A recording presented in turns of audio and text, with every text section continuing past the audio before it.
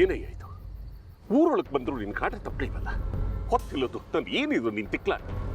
ಯಾತಕ್ಕೆ ಹೇಳಿ ಕಳಿಸ್ತೆ ನೀನು ನಿನ್ ಶಿಷ್ಯ ಬಂದ ದಬ ಅಂತ ಬಾಗಿಲು ಬಿಡ್ದ ಅಕ್ಕಪಕ್ಕದವ್ರಿಗೆಲ್ಲ ಕೇಳಿಸ್ತು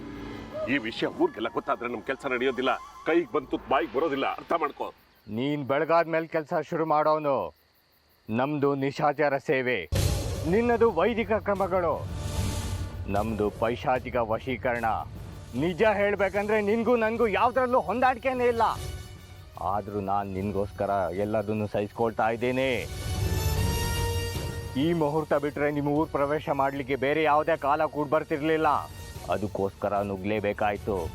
ಬಂದಿದ್ದೀನಿ ಇನ್ ಮುಂದೆ ನಾನು ಹೇಳಿದಾಗೆ ನೀನ್ ಕೇಳಬೇಕು ಇದು ನಮ್ಮೋರು